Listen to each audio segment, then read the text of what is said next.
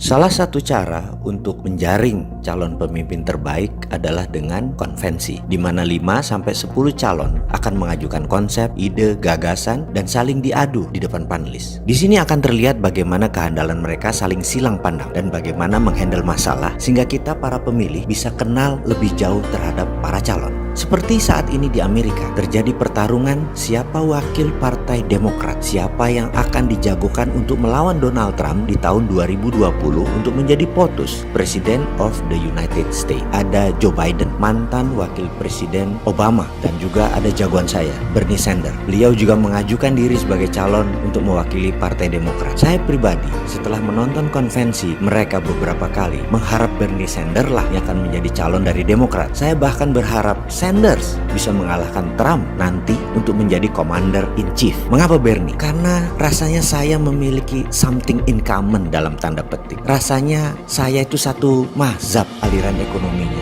dengan Bernie Sanders. Dia setuju dengan modern economic theory yang digagas oleh Stephanie Kelton. Modern economic theory yang saat ini menjadi lawan berat hegemoni ekonomi dunia seperti kelompok-kelompok global elit seperti kelompok elit Bilderberg atau kaum Republikan ortodok kapitalis, Wall Street pendukung Trump, atau Yahudi Zabatai, plutokrasinya pemerintah Amerika yang siapa aja presidennya mereka selalu di belakangnya. Mereka ini incumbent, penguasa ekonomi dunia, pendukung fossil oil, pendukung batu bara, sangat berseberangan dengan konsep modern economy theory yang pro green, mendukung ramah lingkungan, mendukung baterai, mendukung energi terbarukan, mendukung bioteknologi. Kita tahu bahwa jika energi terbarukan atau juga misalnya baterai tersedia saat ini 100% atau setidaknya tahun depan deh tersedia semua 100%, maka yang paling rugi adalah pengusaha batu bara karena mendadak kebutuhan batu bara yang merusak lingkungan itu jadi turun penggunaannya. Mereka berharap masih bisa bertahan 15-25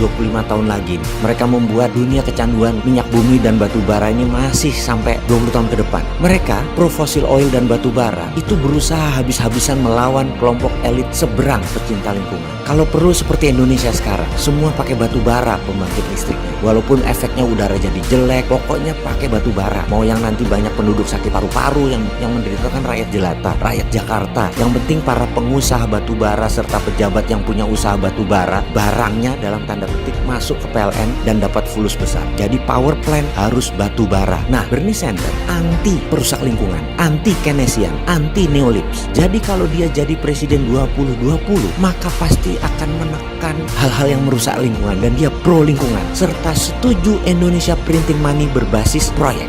Kembali konvensi. Ini semua bisa kita dapatkan karena mereka mengajukan konsep di konvensi tersebut. Kita jadi tahu konsep bernegara calon pemimpin tersebut. Lalu bagaimana dengan para menteri di Indonesia yang sebentar lagi dilantik untuk kabinet kerja jilid 2? Ada satu kelebihan Pak Presiden Indonesia ke-7 ini, Pak Jokowi. Beliau ini keren. Beliau sangat update dengan sosmed dan berita, menonton YouTube dan mengikuti berita bukan hanya berita di mainstream news, tapi di media-media alternatif, vlog dan lain sebagainya. Dan Pak Jokowi secara pribadi pasti kenal dengan acara seperti America Got Talent, British Got Talent dan lain sebagainya. Jadi bagaimana kalau Pak Jokowi buat Jokowi Got Talent dalam episode Jokowi Mencari Menteri? Di mana tempat konvensinya? Gunakan Pak Jokowi punya Instagram, punya Facebook karena udah belasan atau puluhan juta followernya. Para calon menteri tadi misalnya, siapa yang minat jadi menteri SDM, maka mereka mengajukan konsep proposal dalam video singkat selama 5 menit. Ada puluhan nanti yang minat, mungkin ratusan, diseleksi dengan ketat lalu pilih 10 atau 15 yang terbaik. Video itu diletakkan di YouTube-nya Pak Jokowi, di Instagram-nya Pak Jokowi, di Facebook-nya Pak Jokowi. Nanti lihat komentar para netizen dan masyarakat. Lalu Bapak bisa cari 5 besar.